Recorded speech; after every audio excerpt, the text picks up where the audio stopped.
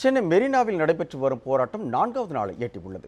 இதில் நேற்று இரவு சூழ்ந்த வேளையில் இளைஞர்கள் செல்போன் டார்ச்சில் ஒளி வெள்ளத்தை பாய்ச்சி நூதன போராட்டம் நடத்தினர். ஜல்லிக்கட்டுக்கு ஆதரவாக தமிழகத்தில் இளைஞர்கள் மற்றும் கல்லூரி மாணவர்கள் நடத்தி வரும் போராட்டம் விஸ்வரூபம் எடுத்துள்ளது. இதன் ஒரு பகுதியாக சென்னை மெரினாவில் 4வது நாளாக ஜல்லிக்கட்டு போராட்டம் இன்றும் தொடர்ந்து நடைபெற்று வருகிறது. இதனால் கடற்கரை முழுவதும் மனித தலைகளாகவே காட்சியளிக்கிறது. நேற்று இரவு செல்போன் வெளிச்சம் மூலம் போராட்டத்தை தொடர்ந்த இளைஞர்கள் மத்திய அரசுக்கு எதிரான தங்களின் எதிர்ப்பை பதிவு செய்தனர். இதனை அடுத்து கடும் குளிரையும் பொருட்படுத்தாது இரவு முழுவதும் பல்லாயிரக்கணக்கானோர் மெரினா கடற்கரையிலேயே இருந்து போராட்டத்தை தொடர்ந்து வருகின்றனர். அவசர சட்டம் ஏற்றி ஜல்லிக்கட்டு நடத்தும் வரை வீட்டிற்கு செல்ல மாட்டோம் என்றும் அவர்கள் உறுதியுடன் தெரிவித்துள்ளனர். ஜல்லிக்கட்டுனா என்ன? ஒரு வருஷம் முன்னாடி கேட்டிருந்தீங்கன்னா சத்தியமா இங்க இருக்க முக்காவாசி பேர்ல யாருக்குமே தெரிஞ்சிருக்காது.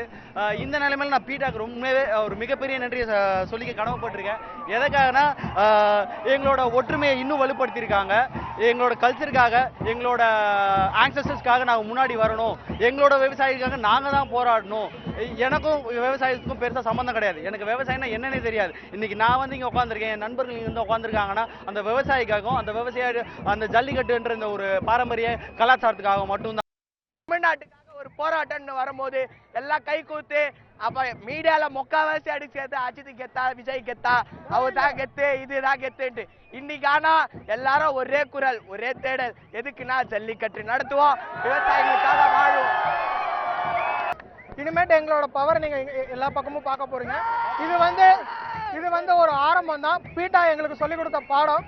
நாங்க வர்தா புயல்ல என்ன கத்துக்கிட்டோம்னா ஒரு யூனிட்டி கத்துக்கிட்டோம். இதுல இருந்து நாங்க எங்க யங்ஸ்டர்ஸோட நாங்க எங்களோட ஸ்ட்ரென்த்தை கத்துக்கிட்டோம். இது வந்து ஒரு இனிமேட்டு நடக்கிற தமிழ்நாட்டில் இருக்கிற எல்லா இதுக்கும் எங்களோட குரல் கொடுக்க போறோம். விவசாயிகள், காலேஜ் ஃபீஸ், ஸ்கூல் ஃபீஸ், மாணவர்களுக்காக எல்லாத்துக்கும் இது நடக்கும். இது எங்களோட ஆரம்பம். நாங்க ஜல்லிக்கட்டுல வெற்றி படைஞ்சே ஆகும். இளைஞர்களுடைய சக்தியை பத்தி நம்ம ஸ்டேட்ல இருக்க எல்லாத்துக்கும் தெரியும். அதே மாதிரி பாத்தீங்கன்னா மத்திய அரசுக்கு கூட நம்மளுடைய சக்தி வந்து தெரிஞ்சிருக்குது. இதனால யாருமே இனிமேல் தமிழனுக்கு ஏதோ ஒன்று பண்ணும் அப்படின்னு நினைக்க மாட்டாங்க.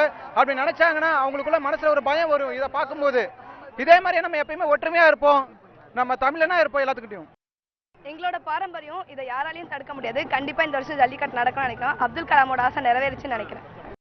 தமிழனோட பாரம்பரியம்ன்றது ஜல்லிக்கட்டு. அதுக்காக தான் இன்னைக்கு எல்லாருமே போராடிட்டு இருக்காங்க. எங்களோட நோக்கம் வந்து தலைவர்களை திட்டுறதோ இல்ல தலைவர்களை பத்தி தப்பா பேசுறதோ கிடையவே கிடையாது. நாங்க கேட்கறத எங்களுக்கு கொடுத்துட்டீங்கன்னா நாங்க ஏன் சண்டை போட போறோம் சொல்லுங்க. எங்களுக்கு தேவை ஜல்லிக்கட்டு. அதுக்காக தான் இன்னைக்கு எல்லா தமிழர்களுமே சரி, இளைஞர்களும் சரி, குழந்தைங்களும் சரி, வீட்டுல இருக்க அக்கா அம்மா எல்லாரும் இங்க போராட வந்திருக்காங்க. இதனிடையே ஜல்லிக்கட்டு போராட்டத்தின் மையப்புள்ளியான மதுரை அலங்காநல்லூரில் இன்று 5வது நாளாக போராட்டம் தொடர்கிறது. இதில் சுற்றுவட்டார கிராம மக்களுடன் இணைந்து கல்லூரி மாணவர்களும் களமிறங்கியதை அடுத்து ஜல்லிக்கட்டு போராட்டம் விஸ்வரூபம் எடுத்துள்ளது. தொடர்ந்து 5வது நாளாக அறவழியில் போராடும் ஜல்லிக்கட்டு ஆர்வலர்கள் தங்களின் ஒற்றை கோரிக்கையை மத்திய மாநில அரசுகள் நிறைவேற்ற வேண்டும் என வலியுறுத்தியுள்ளனர்.